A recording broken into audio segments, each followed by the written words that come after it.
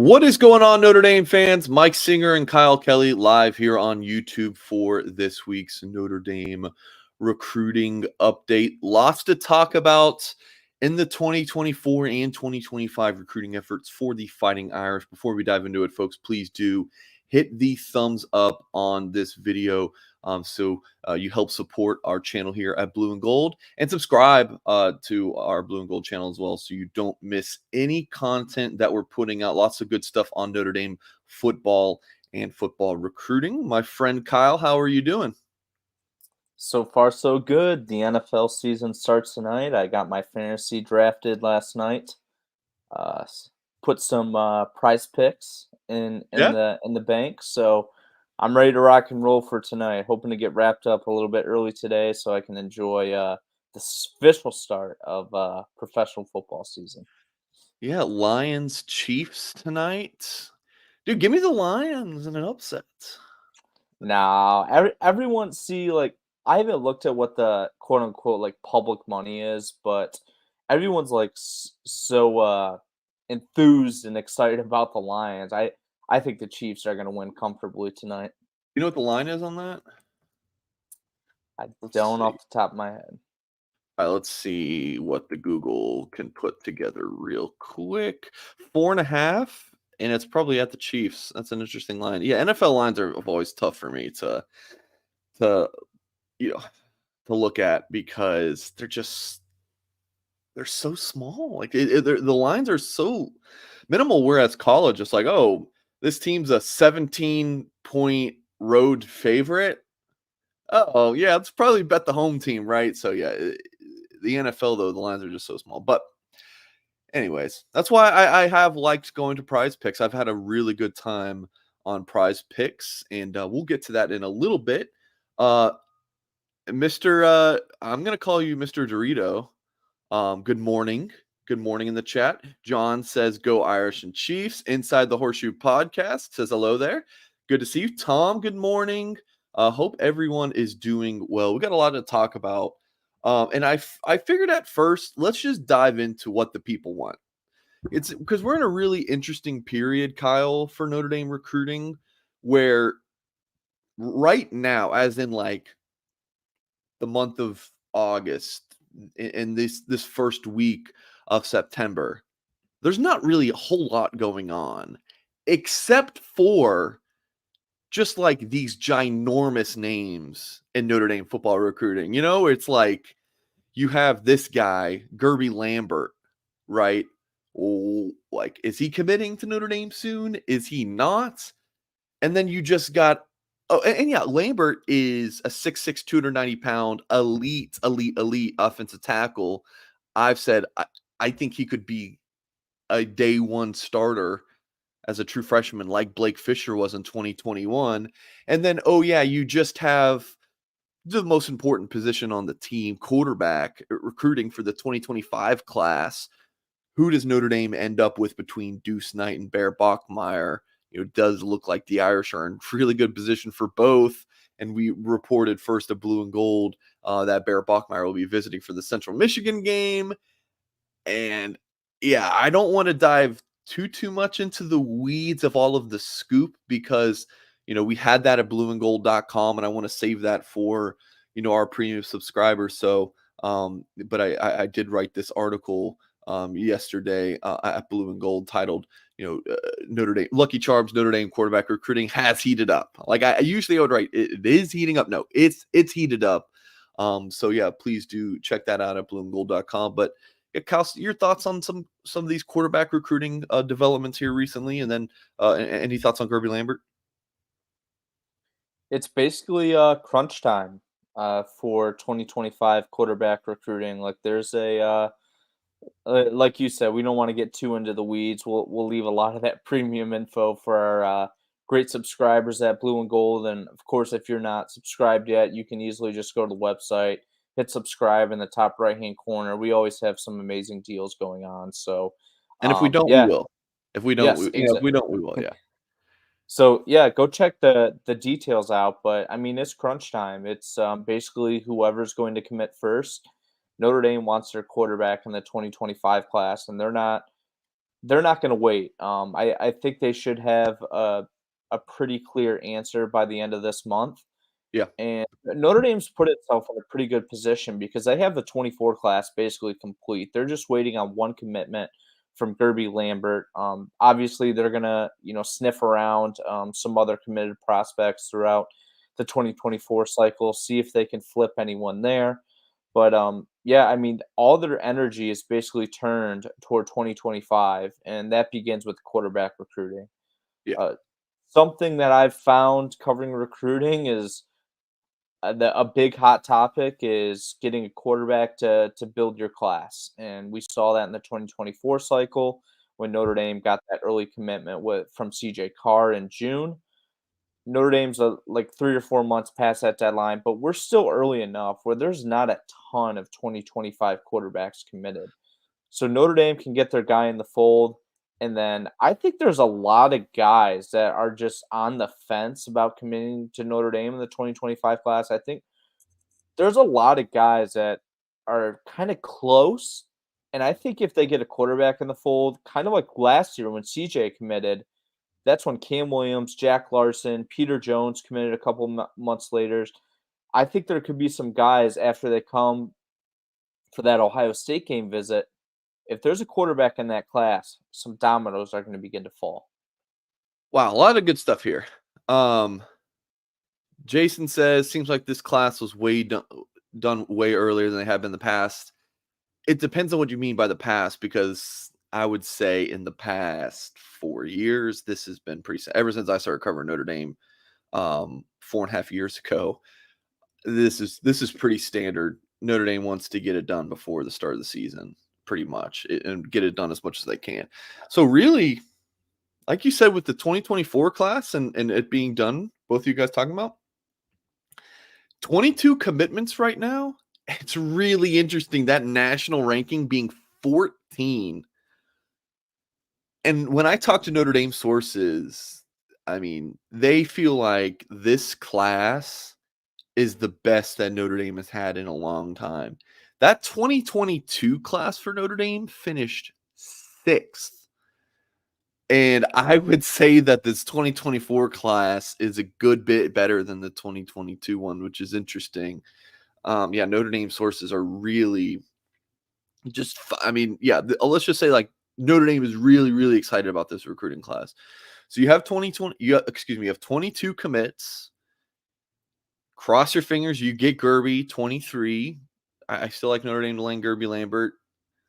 But as I always say, like, you can feel really, really confident, but you got to get the commitment, and you want that thing to be public and everything. So what's going on? So that's kind of what we're waiting for with Guerby right now. So and then in terms of the, you want to get the 2025 quarterback to build the class.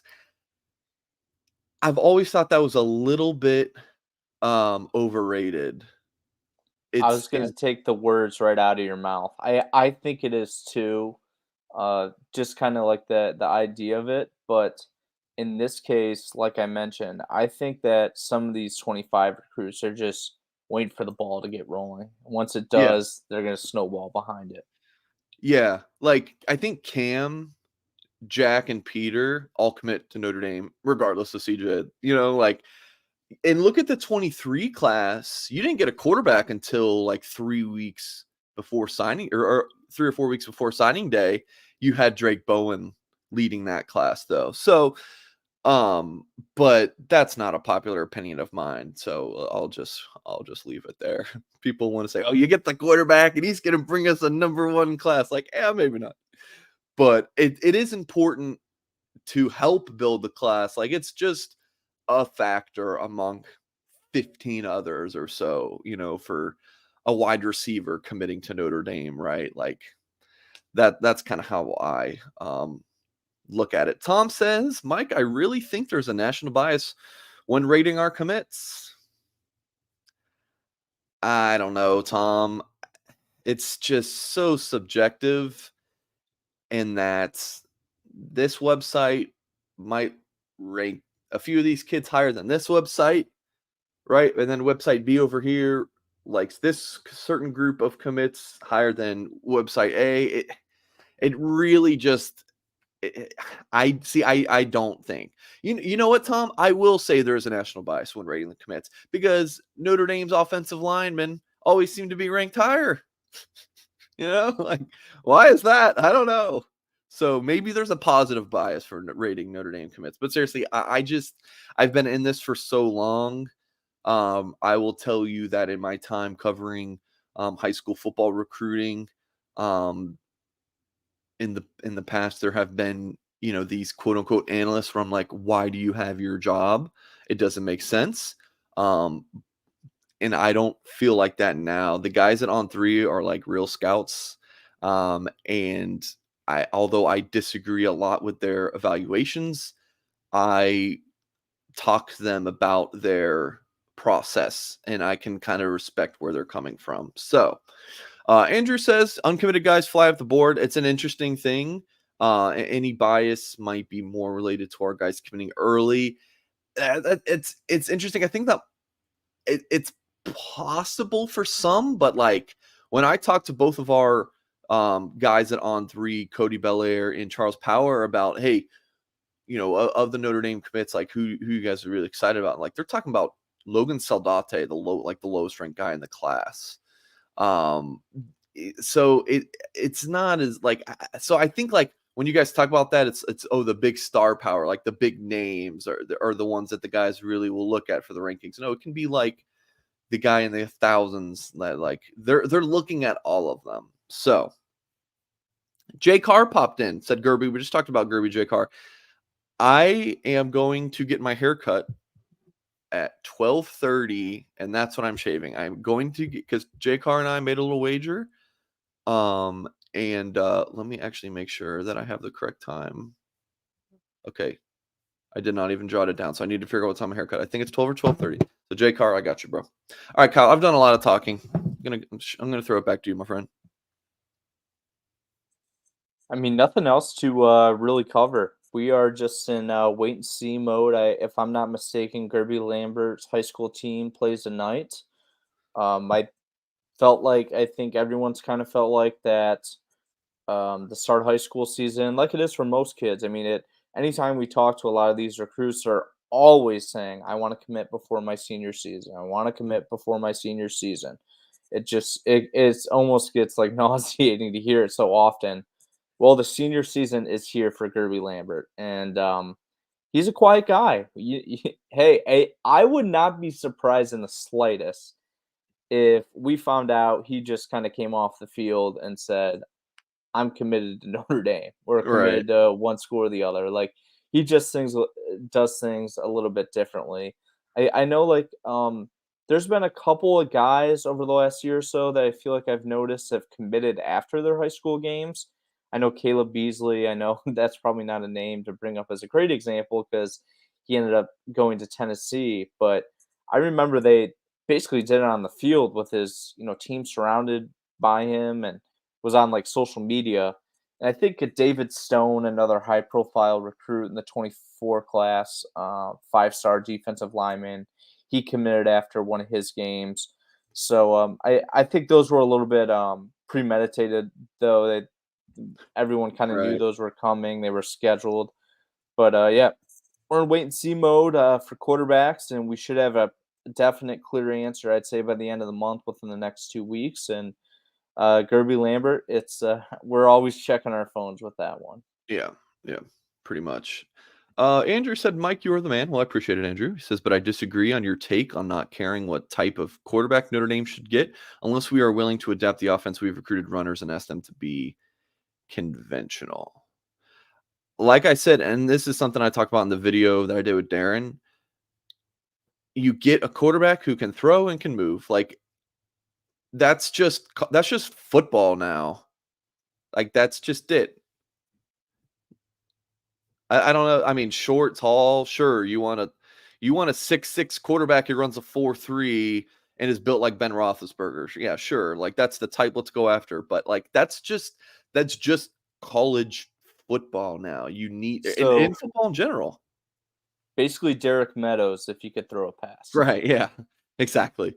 So like the days of I'm a pro style quarterback, I'm a dual threat quarterback, that's gone. You're just a quarterback because you need to be able to do both now.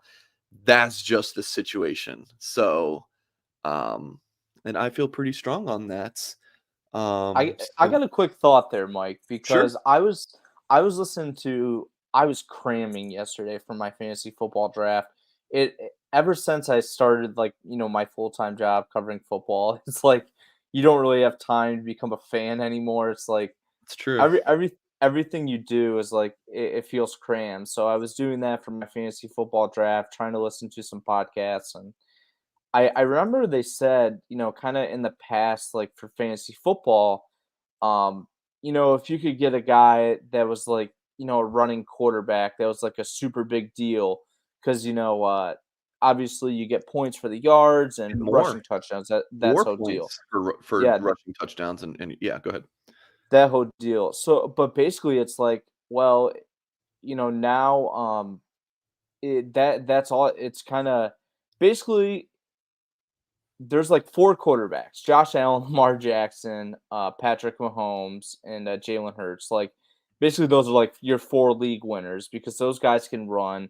And basically, the NFL is transitioning where they like those mobile guys. You see where Anthony Richardson got drafted last year. I mean, obviously, he was a physical, athletic specimen. He's a beast, more or less. But just to elaborate on your point, uh, athletic quarterbacks, they're in style. Yeah, Andrew says, but you don't ask Lamar Jackson to run a normal offense. Will Parker change the offense for a great owner? Yes. And that's why I'm saying you get the best in and then you build around him. All right, that's what I'm saying. So you build around the strength of the quarterback, but I don't think that Notre Dame's going to go each year. I want a running lefty quarterback who is between 6 and 6'2", right? Like they're not doing that. That's kind of my point here. You just go get the best quarterback, basically. So that's kind of where I'm at on that, and I feel pretty strongly about it. So probably my favorite. I do a lot of YouTube shows. I'll tell my wife last night, like, oh, I just finished recording, or I just did a live show and then a recording. I got another, live show in like 12 hours. I'm like, man, these shows, they're a lot. And then I get my favorite segment of the week, and it is talking Prize Picks. It's a fantastic little company, and this is how this works, folks. You pick 2 to 6 players a week, and if they will go more or less than their Prize Picks projection, you can win 25 times your money on an entry. And it gets even better for folks who are you're a first-time user of Prize Picks. You use that promo code BGI, and you'll get a 100% instant deposit match up to $100. So if you deposit 100, Prize Picks will give you 100. If you deposit 50, they'll give you 50. Just download the app or go to prizepicks.com. Make sure you use that promo code BGI. And this is not just for college football. You can do different picks, like I've done mixing of NFL and soccer, for example. There's PGA, college football, obviously, NFL. You got women's basketball, men's basketball, NASCAR, MMA, cricket. I've even seen video games in there for Counter-Strike Global Offensive. It's crazy. And again, folks, first-time users, use the promo code BGI, 100% instant deposits, match up to $100, prizepicks.com. So, I almost called you Tyler because I did the show with Tyler last night. Stop myself. Let's take a look at my entries because I think we did this last week. Yeah, so we did the flex play, which I'm glad we did. For folks watching on YouTube, you can see kind of the difference there. The 2 out of 3, you get, if you hit 2 out of 3 on the flex pick, you get 1.25 times your money. If you get 3 out of 3, you get 2.25 times your money. But if you do like the power play, you have to hit 3 out of 3 or whatever. So I've really been leaning into this Dak Prescott freebie. They call it a square, where it's Dak just has to throw for more than a yard against the Giants. So I've been using that for a lot of picks. Graham Mertz, I was like, give me the over for Graham Mertz throwing for 179 and a half yards. Like, give me the more on that. That's easy. Felt like that's just an easy pick. He threw for 228. I was like, Graham Mertz might not be any good, but he's throwing for more than 180 yards. And then we just went with Utah's running back having more than a touchdown, and he did not. But we're still going to hit that with Dak. And then I threw in this yesterday, I believe it was, and this was a power play, right? So you got to go 3 out of 3 correct. Went 5 times for that. So a $5 pick or entry goes for $25. Tell me what you think on this, Kyle. Dak Prescott more than a yard. I think we like that. Patrick Mahomes more than 286.5 yards. I saw a tweet yesterday where someone put, here's all of Patrick Mahomes' first games of the season, and Patrick Mahomes just went crazy. So give me Patrick Mahomes to go over 3. I'm saying Patrick Mahomes goes more than 300 yards. So give me the more than 286, and then Jared Goff is going to throw 2 touchdown passes tonight. That's my thought. What do you're not liking it, Kyle? I'm not all in on the Lions like a lot of people. There's just so much hype. 2 passing touchdowns. That's it. Here's the thing, Mike. I'm a diehard Browns fan. Okay, I live in Toledo, Ohio. We are about 90 miles from First Energy Stadium or something. I don't know the mileage actually. About an hour and a half.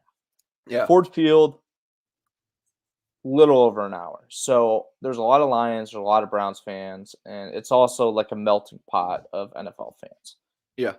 I've been a Browns fan long enough to know that when there's hype going into the season, it never, ever, ever shakes out the way it's supposed to. The Lions are going to be the same way. There's a lot of hype going into the season, and obviously they had a great year last year. Trying to build upon things. I think it's going to be the same way. I think the Lions are going to take a step back this year, and I think that begins tonight. Maybe Jared Goff gets two passing touchdowns. I could see it. But I do like the Patrick Mahomes pick that you placed. I was doing some research yesterday, and Travis Kelce, hyperextended knee, bone bruise sort of thing. He's questionable going into tonight. That makes me a little bit worried about that passing total.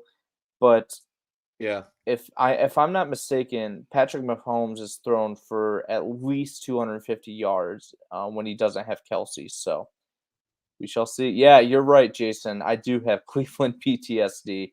I used to be diehard Browns fan until I honestly, when I moved to Chicago in 2021, I think I was like, there was so much hype going into that season with Baker Mayfield, and they just fell flat on their face. And then last year didn't go well. Everyone thinks the Browns could be a team that surprise this year. I'm not buying it. I'm not buying them and the Lions, to be honest. So give me the Chiefs more than Mahomes' passing total all day. Obviously, Dak Prescott is a layup, but not sure if I can agree with Jared Goff. But we'll go all in. All right. So that is our segment talking some prize picks. Check it out, prizepicks.com. Use the promo code BGI. So you had a really good week of travel last week, and we even did our show where you talked about your first, 2 visits, I want to say, or maybe it was just after when you saw James Flanagan. So I know you got to see 2 high school games last week before then heading over to South Bend. And seeing Notre Dame dismantle Tennessee State, and I believe the first game was Striebig, or the first game was Joseph Reif, correct? No, so I saw Striebig. Owen Striebig on Thursday night and Joseph Reif on Friday night. Okay. So let's go first to Joseph Reif from York Community High School in Elmhurst, Illinois. Not like a household name in the 2025 class, but someone who Notre Dame is certainly targeting and has had on campus a few times now. So I believe, I just want to make sure I'm popping on the right. This is him, right? This is the game? Yeah. That is Joseph Reif. You have number 78 coming off the edge there. So as you can see, a He's a bigger guy, and the one thing that I notice about him is, you can see him running around in a lot of these clips. He just has a pretty impressive motor.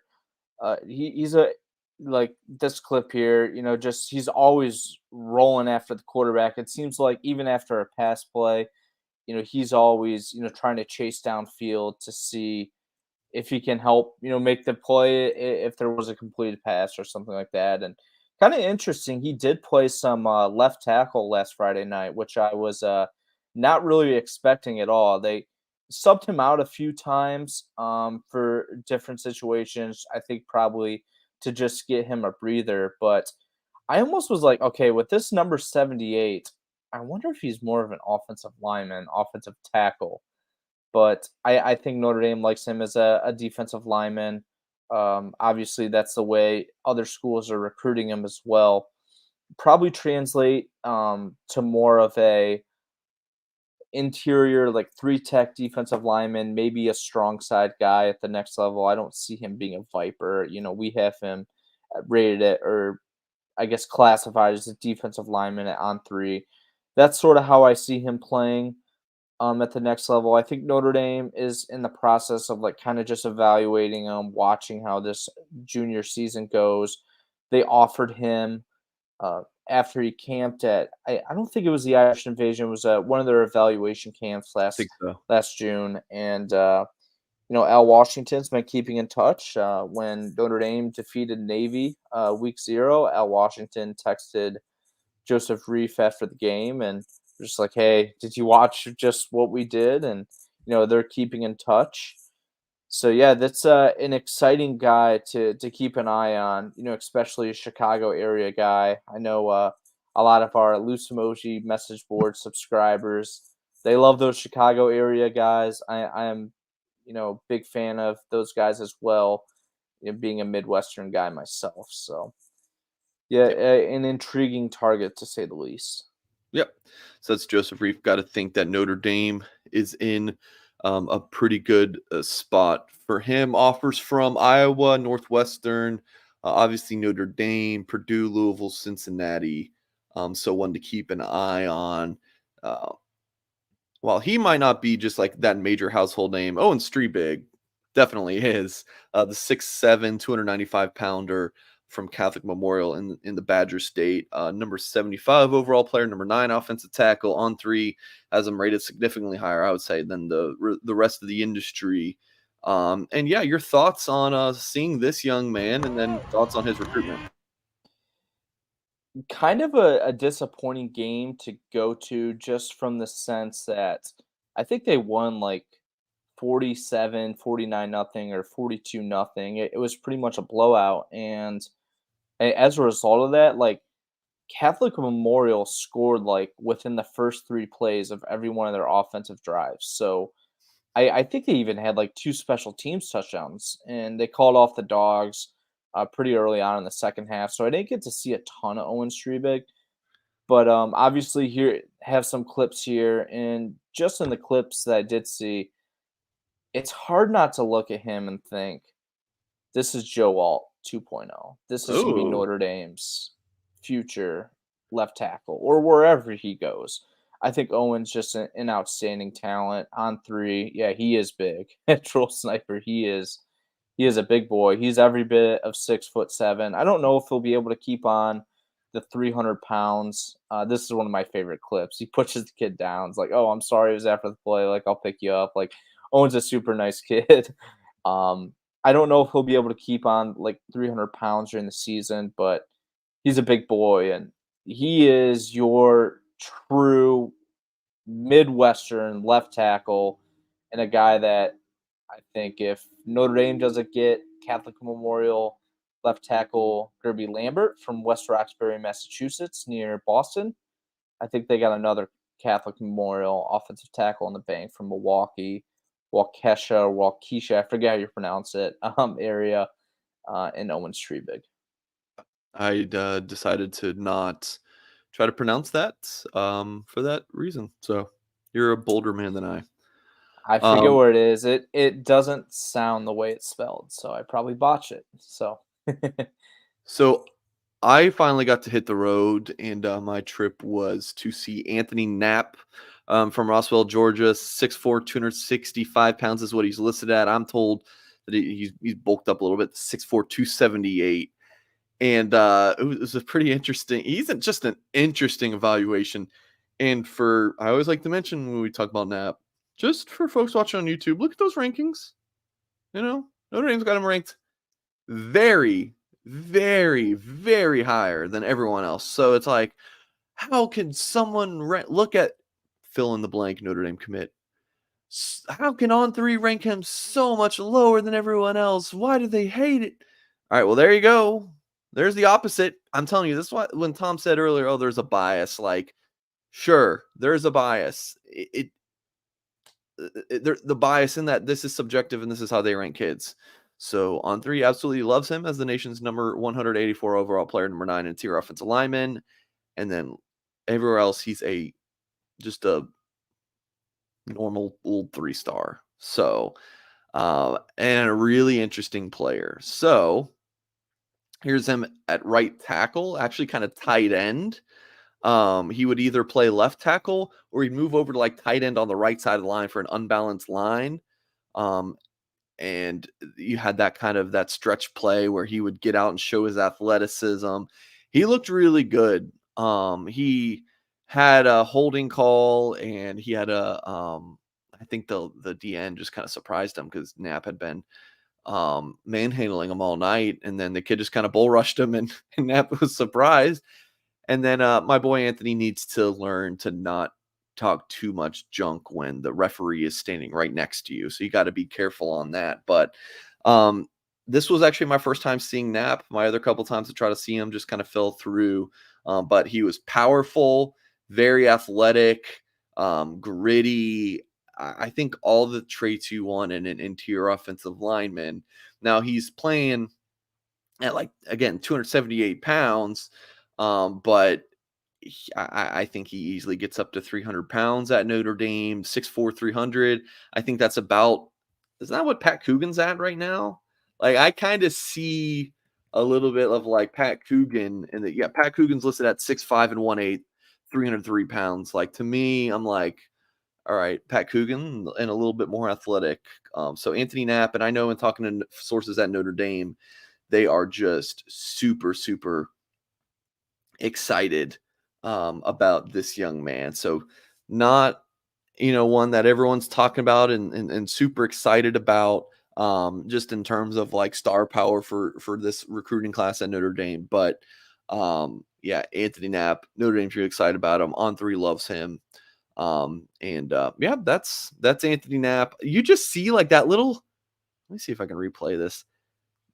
That little stutter step little deal. Watch him run. Am I crazy? Did he not? So I will say this. When I was just watching, this is the first time I've seen like your extended footage, I guess, from this game. Yeah. He has great footwork. Or I don't know if I wouldn't say great footwork. He's great on his feet. You can tell he's an athlete. He moves well. He does. Maybe it's the cleats. The cleats are pretty slick as well. But he moves very naturally. Yeah, he's got a little nasty athletic. I like that, Jason. Good way to put it. Yeah. So that's Anthony Knapp. Like, he's not a tackle. He's got like his arms are like decent for tackle, like his arm length. I don't remember exactly what they are, but from what I was told from like experts, were like, yeah, his arm length is like, it's good for, but it's not great. And he's 6'4", so he's an interior offensive lineman all the way. So yeah, that is that. One more sponsor before we move on in today's show, and I cannot pull up their website because I think their website's down or I would say something's going wrong with my internet, but I'm doing this show fine. So I think the website just might be down. But it is Rogue Shop. Of course, for folks watching our channel all the time or listen to our podcast, the husband and wife outfit, Mr. Rogue and his wife, Shar, are craft cannabis farmers who specialize in small batch sustainable plant medicine, a true holistic type of small business. They farm and grow everything themselves, and their website to visit, although I can't pop it up on the screen right now, it is rogueshop.com. They sell everything from CBD, THC edibles, tinctures, smokables, bath salts, pain creams, topicals, vapes, candles, and more. And their website, even it has a 24/7 chat function where customers can ask Mr. Rogan Shar any questions that you guys have. So check them out at rogueshop.com if you have issues sleeping, chronic pain, and or anxiety, stress issues. And you can use the promo code Blue and Gold. That's all one word, Blue and Gold, for 10% off your order. Please do check out our friends over at rogueshop.com. Okay, Kyle. So I want to talk about where you are going this week. I actually don't remember where you are going. So Never enlighten me, do. my friend. No, It's always a I surprise. I told Kyle the other day because he had told me I think you had to go take your dog into the vet or something yesterday. Is that right? And he had told me the day before, which is like a very appropriate thing. Like, hey, Mike, I'm gonna be up for a couple hours in the morning. And then I think at 9:30, I said, hey, Kyle, can you do this for me? He said, no, Mike, I'm at the vet. And I was like, oh yeah. I told Kyle he's cute for assuming that I remember anything he says. So that's just me. Kyle, he's so organized and he's got his 50 spreadsheets and everything. And then there's me. Can't keep my crap together. Glad I have you to keep me in line, Kyle. But anyways, where are you going? Even though I should know. Heading down to Indianapolis, Ben Davis High to see Notre Dame priority Oh, I cornerback didn't know that. target Mark Zachary, one of the Midwest's best, outstanding defensive back. They got a pretty big game on the docket. IMG Academy from Bradenton, Florida, is coming into town, and there's going to be a lot of guys at that game. Yeah, Zachary, you see right there. This guy, he's a stud. This is going to be a Notre Dame Ohio State battle through and through. Georgia is on the kind of sneaking around there, sniffing around. Those Bulldogs, man, they like to sniff around the Midwest for those top elite guys, and Mark Zachary is one of them. So I'm looking forward to seeing him in person. I know he played Carson Hobbs, Notre Dame's 2024 cornerback commit from Cincinnati Archbishop Moeller, Right. week 1. And I was just kind of catching up with Carson last week after his Notre Dame visit, and I told him where I was going this week because Carson wanted me to come to his game. I was like, dude, like I got my schedule. Like I'm gonna get down there to Cincinnati. I promise. Carson's a great guy. I love being able to work with him, and he's gonna be awesome at Notre Dame. But I'll see Carson later on. I told him I got to go check out Mark Zachary against IMG Academy in Indianapolis, Ben Davis High. So anyway, back to the whole Carson Hobbs thing. He said that Ben Davis likes to use Mark Zachary on offense a lot, and I think that was evident. He actually had a 70-yard touchdown catch against Archbishop Moeller week 1. So gonna see a little bit of him on both sides of the ball. I think IMG is gonna be a really tough team for that Ben Davis school to go up against, but Ben Davis is an Indianapolis powerhouse, so wouldn't surprise me if they give him a tougher match than expected. All right, an Indianapolis powerhouse versus literally, I mean, a national power. That's gonna be tough.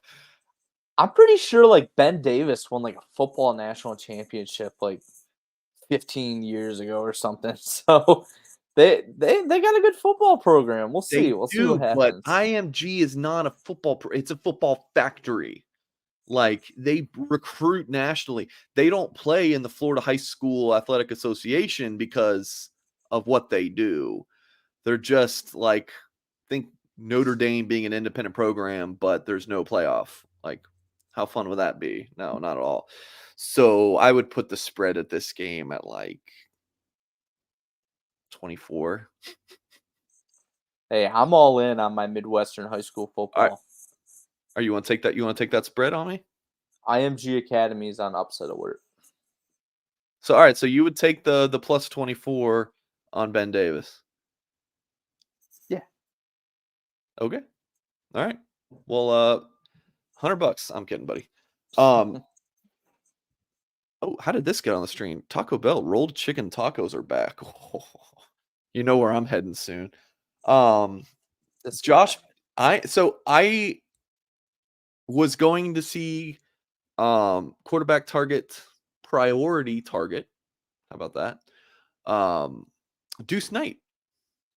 And I messaged him on Tuesday or Wednesday. I think it was Tuesday, and I was like, "Hey, dude, so excited to see you in your game in Chattanooga on Friday. It's going to be a really good game, and I'm looking forward to finally meeting you." And he says, "Yeah, I transferred back to my school in Mississippi. Had some family stuff, and I needed to be back home." So, yeah, I had to switch up my travels, and I have not even like reached out to the athletic director of the school to make sure I can make this trip, but I'm pretty sure I'll be able to.